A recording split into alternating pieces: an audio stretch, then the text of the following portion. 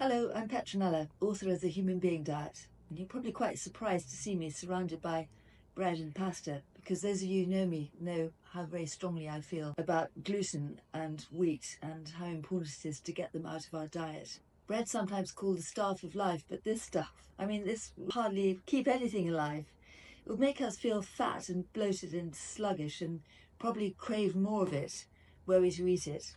And I think back to our childhood, and I remember my mother making me sandwiches, strawberry jam sandwiches with lots and lots of butter on, and I absolutely adored them. But I was very spotty, and I think that is one of the gluten intolerance symptoms, is being very spotty and having a spotty bottom as well. So not very nice.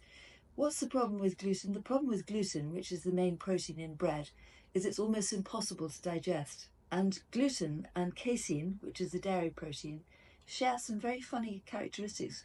Not only are both of them very hard to digest, but both of them can be used to make glue.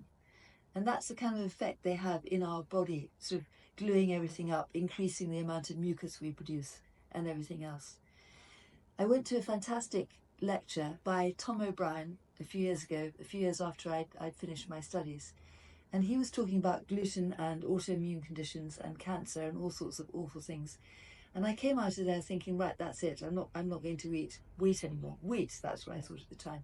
But I was still eating rye bread and lots of other things like barley, which do contain gluten. And then I went to another talk with a brilliant Italian scientist called Alessio Fasani. And he's written books about this, and he wrote an incredible paper in 2012 saying that autoimmune disease was not possible without also having a leaky gut. And that is one of the chief things that gluten does for us.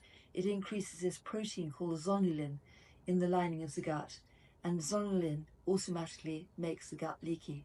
And it can make our immune system hyperreactive, because when our gut's leaky, there are all sorts of things floating about in the bloodstream that shouldn't be there. And the immune system, which is primed to look after us, to attack anything foreign, looks at those things and starts, well, I don't like the look of that. And it starts attacking the gluten, and then it starts attacking proteins that look like gluten. And one of those proteins is a sequence of proteins on the thyroid gland. It's actually quite similar to gluten itself. So Hashimoto's, big no-no for Hashimoto sufferers is gluten. There's a lot more about it, obviously, in the book. But I just wanted to tell you that to explain why it's so important to get rid of it completely for 16 days.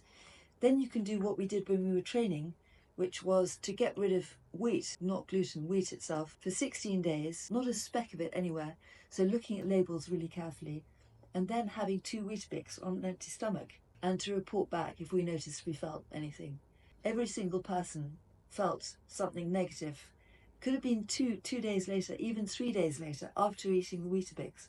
Some of us got very bloated, some of us came out in spots, some of us had terrible joint pain, some of us got constipation, others had diarrhea. It affected everybody. It affected me, and it made me very bloated, but also made me very depressed. I had no idea that I could feel like that. On day 3 of having had the Weetabix, after 16 days without it, I honestly thought, if this is how life is, I don't want to do it anymore. There was nothing fun about it, and it really helped me understand, and that was obviously a mild version of what people can suffer with depression. So if you want to lose weight, if you want to have more energy, if you don't like the idea of having a leaky gut, if you want to feel less hungry, if you want to feel more awake, just get rid of the gluten. It can really transform your life. I really look forward to hearing about your gluten-free experiment.